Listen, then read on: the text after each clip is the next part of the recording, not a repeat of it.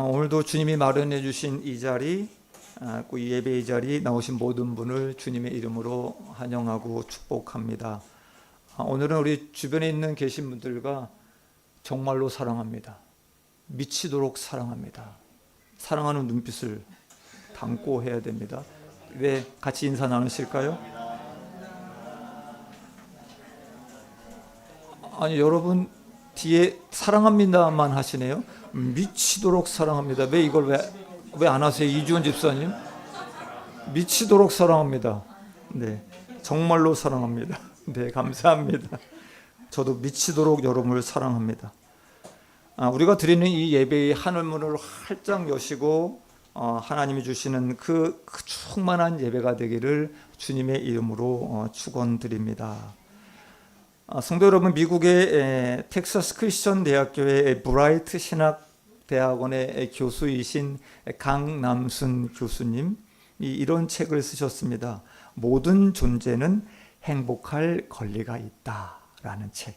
그런데 그 책 안에 그런 신은 존재하지 않는다라는 또 글을 쓰셨습니다.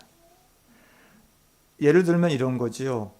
경기에서 이기게 해달라 기도하면 이기게 해주시는 신, 자기 자식 좋은 대학 들어가고 좋은 직장에 취업하게 해달라 기도하면 붙여주는 신, 열심히 기도하고 교회에 충성하면 물질적 축복을 내려주는 신, 전쟁에서 이기게 해달라고 기도하면 꼭 들어주시는 신, 특정한 곳에 투자해라 기도 중에 알려주시는 신, 부자들을 축복하고 가난한 자들을 그냥 내버려 두시는 신.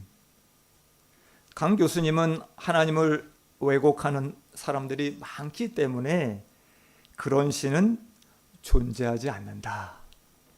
우리 신학을 배우는 우리 학생들에게 종종 이 말을 좀 해주셨다고 좀 합니다. 저와 여러분 혹시 하나님을 이런 신으로 애곡하고 있진 않으신가요? 성도 여러분, 우리 학생 때 우리 하늘의 별을 보며 우리 별자리를 다들 좀 찾아보셨죠? 사람들은 별을 보면서 별과 별을 연결해서 그 형태에 맞는 동물 또는 사물의 이름을 붙여놓고 이것을 별자리라고 이야기를 합니다.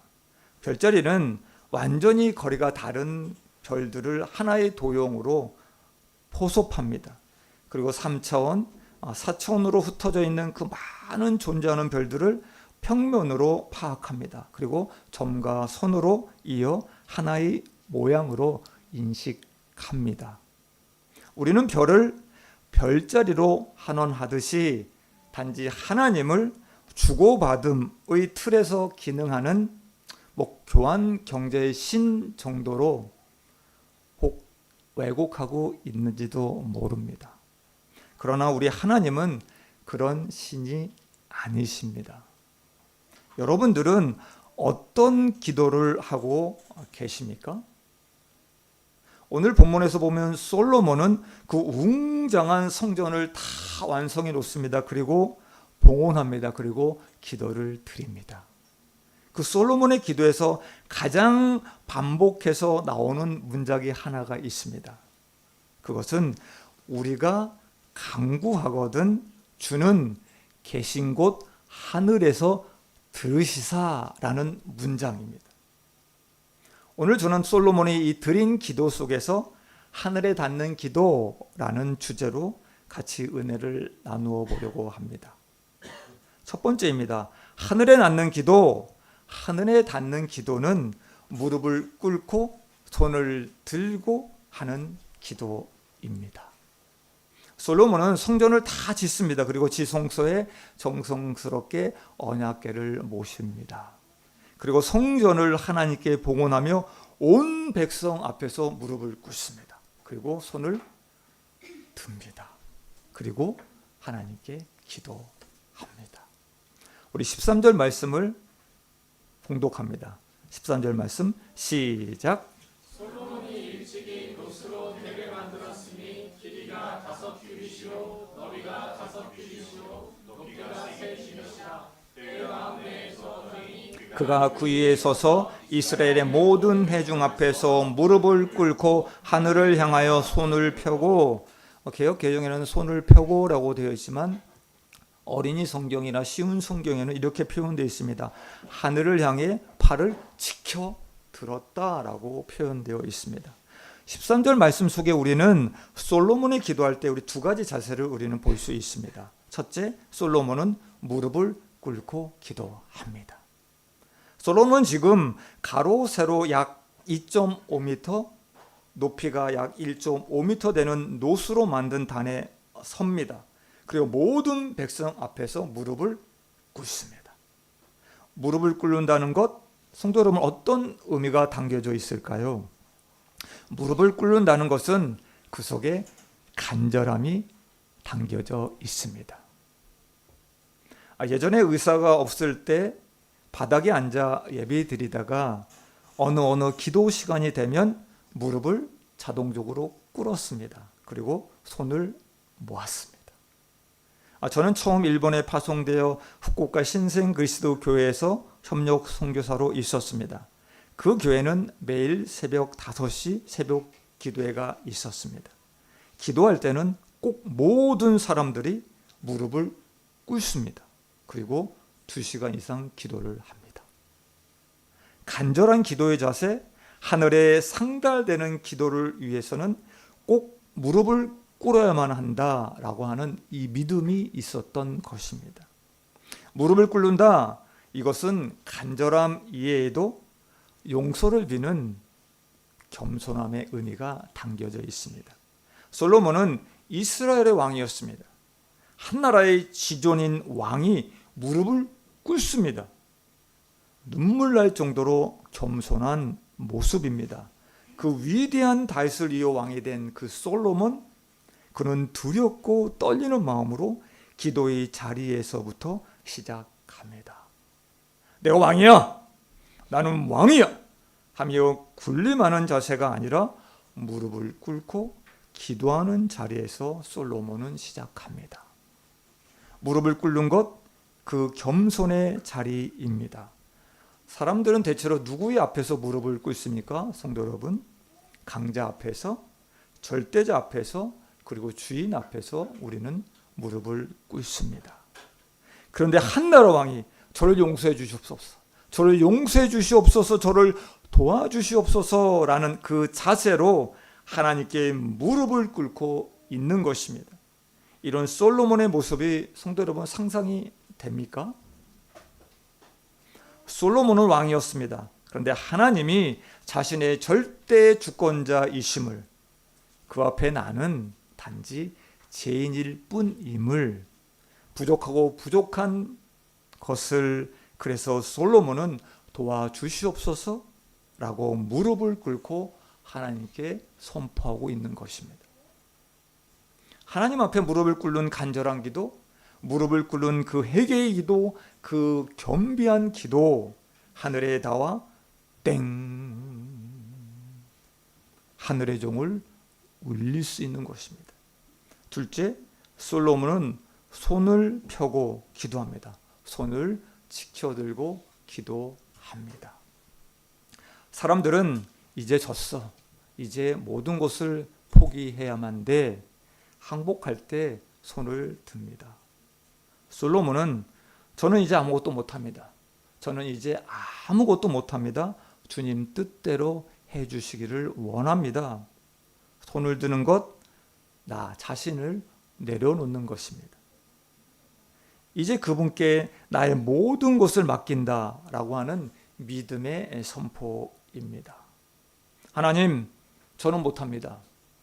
항복합니다. 하나님 마음대로 해주세요. 당신 뜻대로 해주세요. 저희 아이들, 저희 사업, 저희 진로 하나님 잘 모르겠습니다. 저는 못합니다. 아버지, 하나님께서 해주세요. 성도 여러분, 이런 찬송이시죠. 천부여 의지없어서 손들고 옵니다. 주 나를 외면하시면 나 어디 가리까. 찬송가 가사처럼 손들고 주님께 나오는 그 기도, 그 기도가 하늘에 닿아 땡, 하늘의 종을 울릴 수 있는 것입니다. 솔로몬은 무릎을 꿇고 손을 들고 기도합니다. 주님, 저는 죄인입니다. 주님, 저는 죄인입니다. 용서하옵소서. 저희 모든 것을 맡겨드립니다. 주님 뜻대로 해주세요. 솔로몬은 자신이 왕이 아니라 하나님만이 왕이심을 믿음, 그 왕에게만 간절히 간구하는 것입니다. 저와 여러분, 솔로몬처럼 무릎을 꿇는 그 간절함, 하나님께 모든 것을 맡기고 손을 드는 믿음의 기도를 드리기를 원합니다. 아멘. 이런 기도가 막힌 하늘문을 열게 할 것입니다. 그리고 하늘에 닿는 사다리를 놓아 주실 것입니다.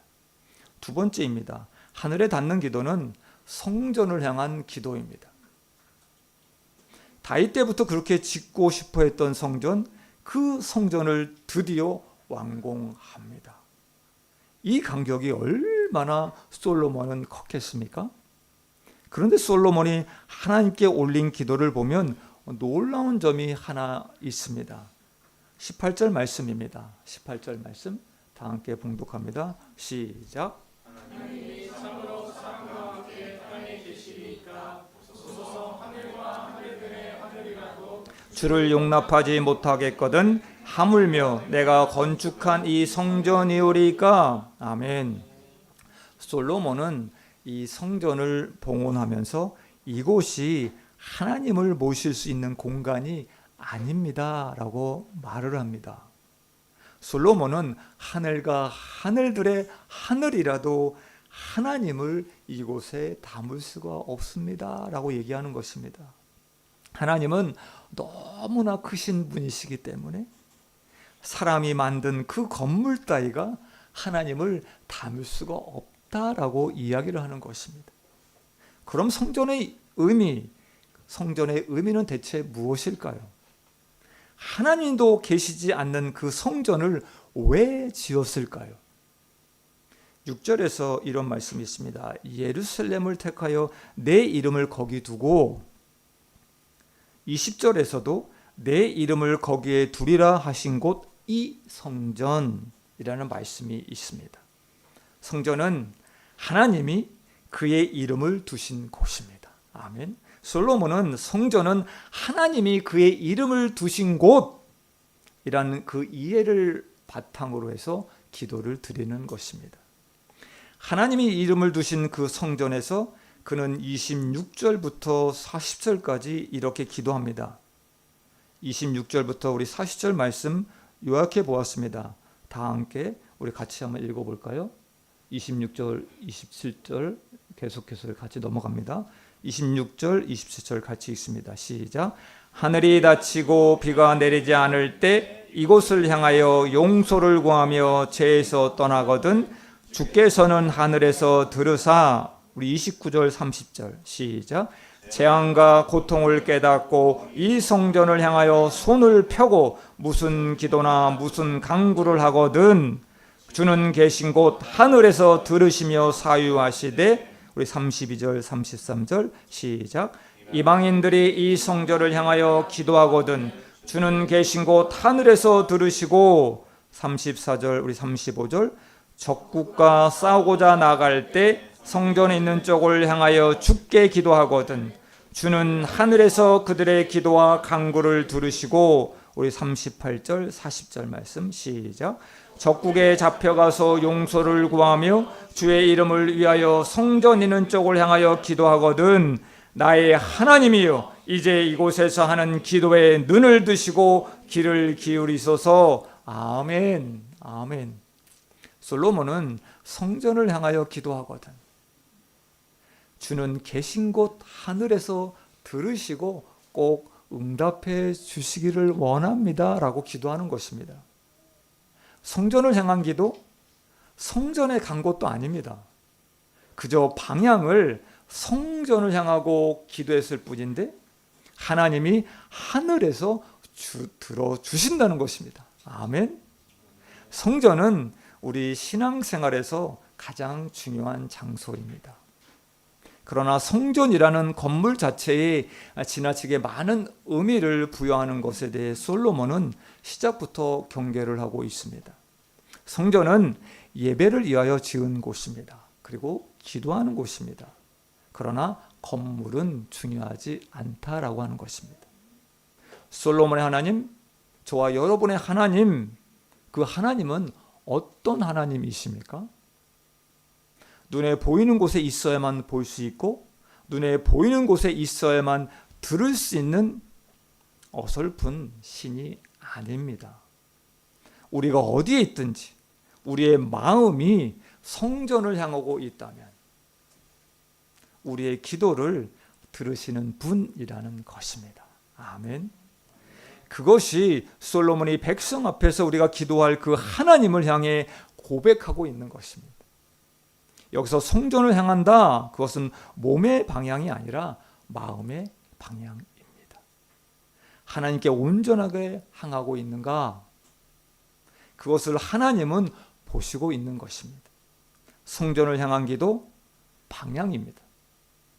하늘에다 땡그랑 하늘의 종을 울리는 그 기도, 주님께서 들으시는 그 기도, 성전을 향한 기도입니다. 성경은 성전을 향해 기도하며 살았던 사람이 있었고 그렇게 살지 못한 사람들에 대해 기록함으로써 저와 여러분에게 교훈하고 있습니다. 예를 들겠습니다. 역대하 27장, 28장에 남유다의 12번째 왕 아하스 왕이 등장합니다. 아하스 왕은 아람과 북이스라엘 그리고 에돔 사람들의 침입을 계속해서 받습니다. 적이 쳐들어오는 그 상황에서 이 아하스 왕은 두려움에 떨고 있습니다. 근데 그는 솔로몬이 가르쳐준 기도를 떠올리지 않습니다. 성전을 향해 기도해야만 되는데 기도하지 않습니다. 그러나 그는 단지 아수르 왕에게 도움을 청합니다. 아수르 왕이 돕지 않습니다. 오히려 공격을 합니다. 아하스는 더욱더 그 공고화된 상황에서도 성전을 절대로 향하지 않습니다. 오히려 다메섹의 신, 아람의 신들을 향하여 절을 합니다. 그뿐만이 아닙니다. 성전의 기구를 다 부숩니다. 그리고 성전문을 꼭 닫습니다. 이런 아하스의 행동, 여호와 하나님을 진노하게 했다라고 말씀을 기록하고 있습니다. 아하스는 결국 자신과 이스라엘을 망하게 합니다. 안타깝습니다. 그는 왕들의 묘실에 들어가지도 못하는 비극의 왕이 되어버리고 맙니다. 반면에 여러분 잘 아시죠? 성전을 향해 기도한 다니엘이 있었습니다. 그는 나라가 망합니다. 그리고 어린 나이에 바벨론 포로로 끌려갑니다.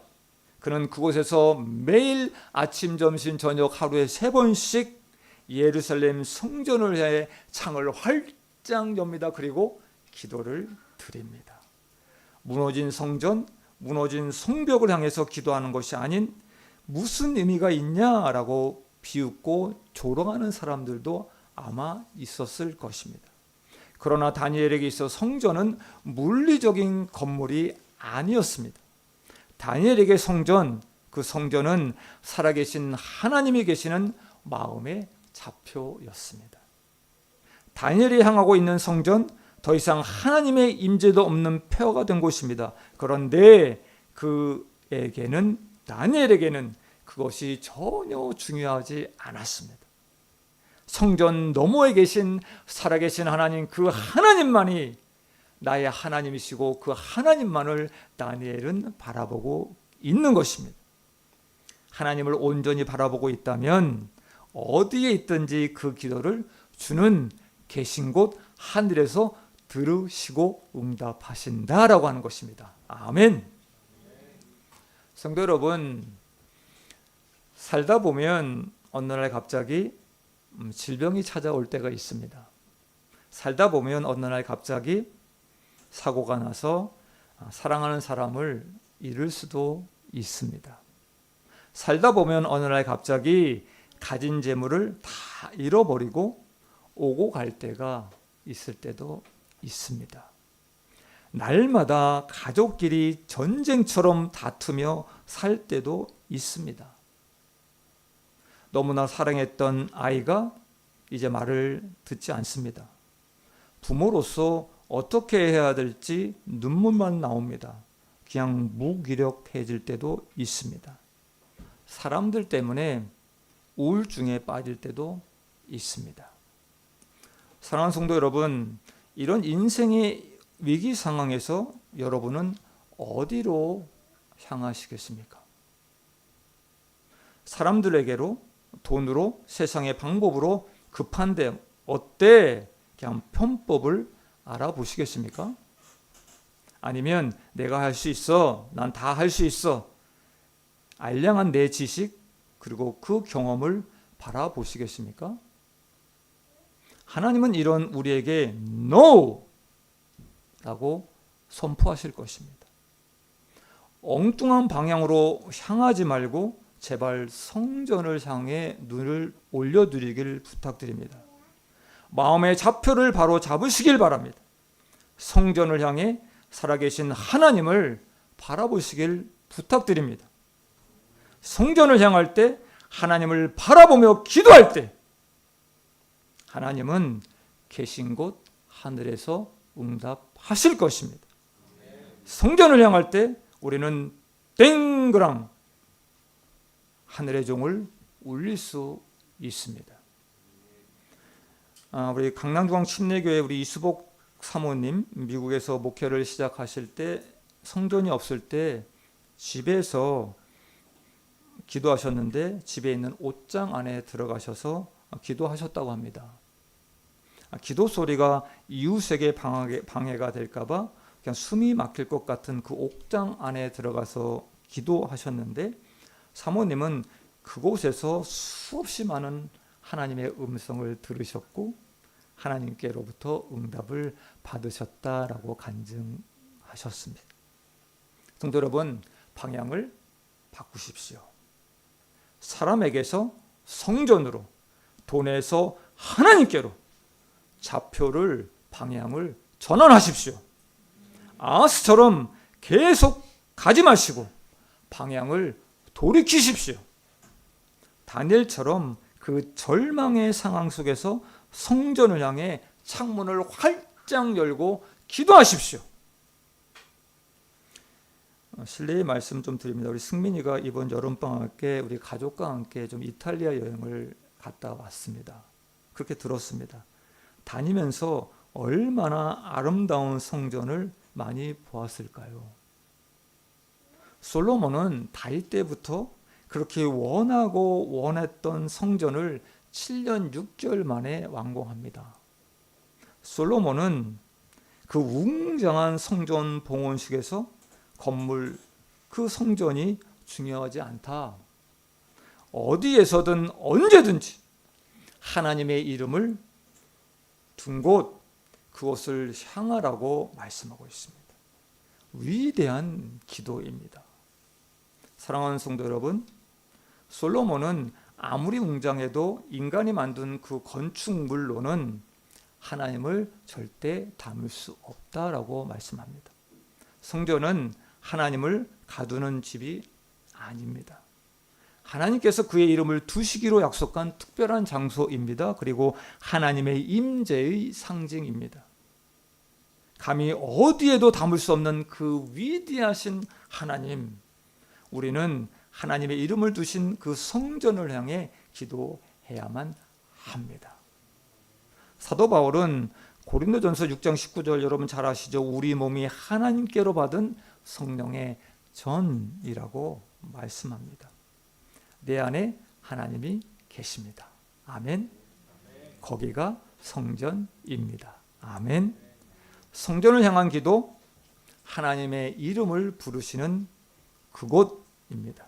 성전을 향한다는 것, 나와 함께 계신 하나님의 이름을 부르는 것입니다. 성도 여러분, 부탁의 말씀 좀 드립니다. 사람 찾아가고 싶을 때 하나님 이름부터 부르시기 바랍니다. 공고한 날 사람 찾아가서 도와달라고 하지 마십시오. 하나님 이름 부르십시오. 어찌해야 할지 모르는 상황, 돈으로 해결하려고 하지 마십시오. 하나님 이름 부르십시오. 질병이 찾아올 때 하나님 이름 부르십시오. 억울한 일 당할 때 하나님 이름 부르십시오. 말씀을 맺습니다. 사랑하는 성도 여러분, 기도는 단순히 나의 필요를 아뢰는 목록이 아닙니다. 그 기도에 하나님은 응답하지 않으십니다. 방향을 바꾸시길 바랍니다. 성전을 향하여 기도는 방향을 가리키는 것입니다. 성전을 향하는 것입니다. 영혼의 방향을 설정하는 영혼의 나침반입니다. 혼란한 인생 속에서 참된 북극성이 되신 그 예수님만을 바라보시기를 부탁드립니다. 우리의 삶의 모든 순간에 기도가 우리의 방향이 되게 합시다. 아멘. 원망하고 손가락질 하기 전에 나의 죄를 먼저 돌아보며 겸비함으로 무릎 꿇읍시다. 솔로몬처럼 이 땅에서 하늘을 만나고 싶은 그 간절한 목마름으로 기도의 방속을 펴시다. 그 방속에서 성전을 향하여 하나님을 향하여 무릎을 꿇고 손을 높이 듭시다. 막힌 하늘을 열겠다. 그리고 더 높은 집을 지을 것이 아니라 골방에 기도의 사다리를 놓기를 부탁드립니다. 우리 기도하며 삽시다. 우리 기도하며 삽시다. 회사에서, 가정에서, 학교에서 있는 삶의 자리에서 너무나 바쁜 그 순간순간마다 하나님, 주님 이름 부르시기를 부탁드립니다. 하나님 도와주세요. 하나님 도와주세요. 하나님 저 도와주세요. 라고 하나님 뜻대로 해 주시기를 원합니다. 라고 기도하시기를 부탁드립니다. 간절한 기도, 주님께 향한 이 기도가 주님이 계신 곳 하늘, 그 하늘에서 들으시는 기도입니다. 땡그랑 하늘의 종을 울리는 기도입니다. 우리 모두 성전을 향해서 무릎을 꿇고 손을 지켜 올리고 기도하는 자들이 되시기를 주님의 이름으로 간절히 축원드립니다. 기도하시겠습니다. 주님,